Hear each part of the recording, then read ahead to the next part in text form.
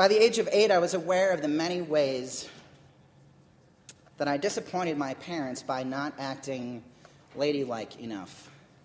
I think I heard that phrase several times daily.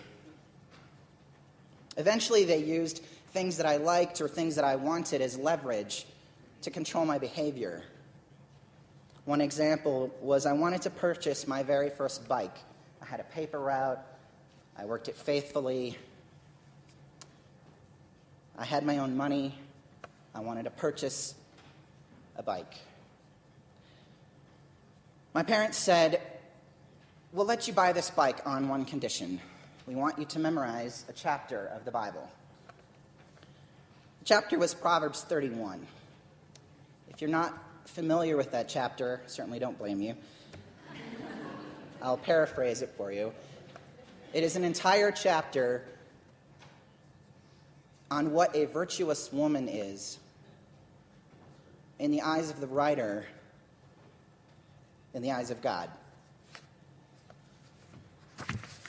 I was clearly not the perfect woman. By the way, I memorized and I got the bike.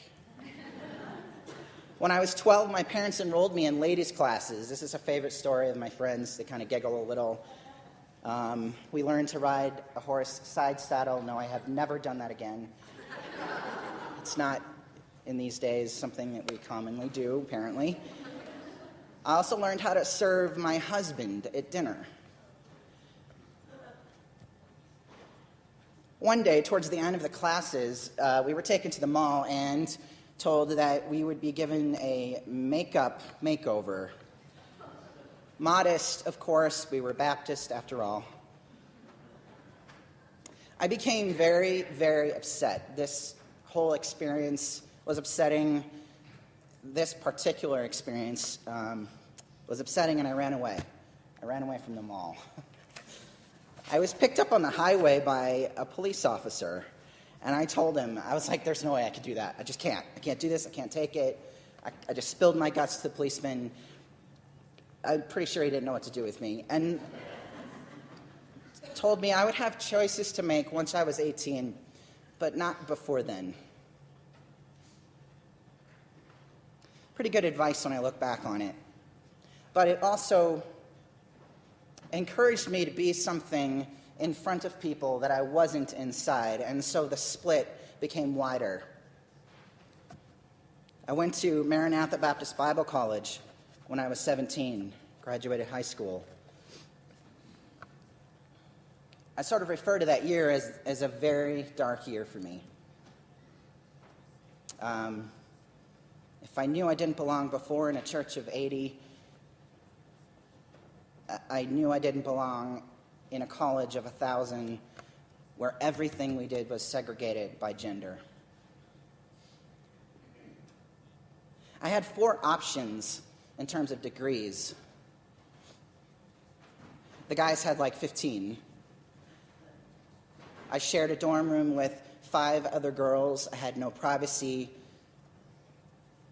I think this was probably reassuring and safe to them. It wasn't to me. And I knew what I had to do at that point. I waited till I was 19. I came out to my parents, not ever having met another gay person or transgender person. I didn't have the language. All I could manage to say was, I'm different, I'm miserable, I want to make different choices.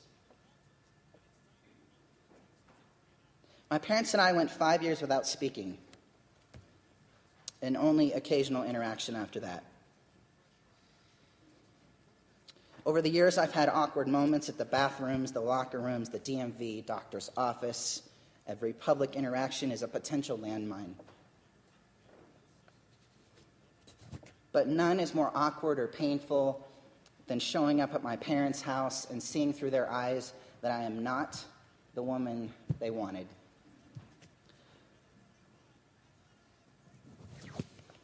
Last year, when I made the decision to start testosterone, I finally named this change, this process, this journey I was about to undergo. I've been honest with my friends, with my lovers over the years, but now I said it out loud. I said it to my family. I said it to my work.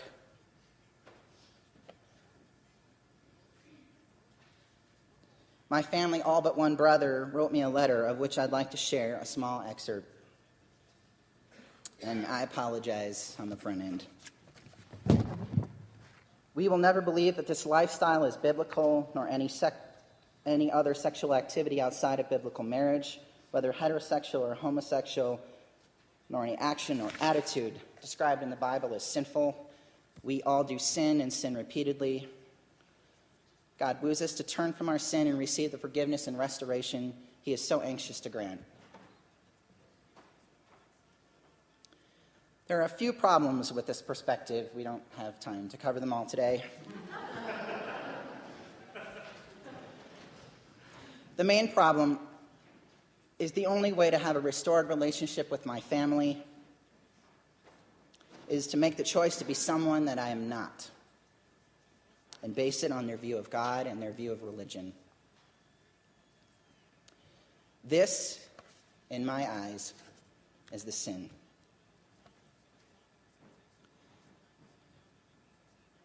To deny the beautiful way I've been born, to listen to the fear and the rhetoric and the hatred, to let anyone else tell me to be less than authentic, that's evil. I can't do what they've asked. And so I've been asked not to be an active part of my family's life, to not be someone my nieces and nephews get to know. Is this experience worse or better than in others? I've never been assaulted. I've feared for my life rarely. I can't say that it's been better or that it's been worse. I can't. I can say I know who I am.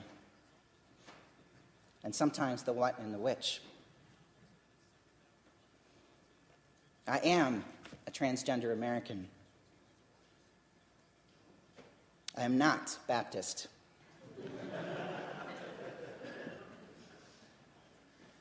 I am of Dutch heritage. I am a cook. I'm a best friend. I am not afraid. I'm amazed at the human spirit. I am the recipient of the gift of friendships like some have never experienced. I'm privileged by those who have gone before me. Maybe just this last year, who have given their life to be the person they must be, who caused their friends and their family to rise up and say, "We remember you, you matter." That's who I am. So run away to find your soul tending timber, light sequoias with matches, and burn spiritually limber.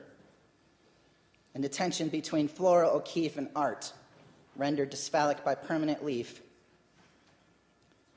Establish yourself in transgender grace, ongoing celebration of God's perfect face. Thank you.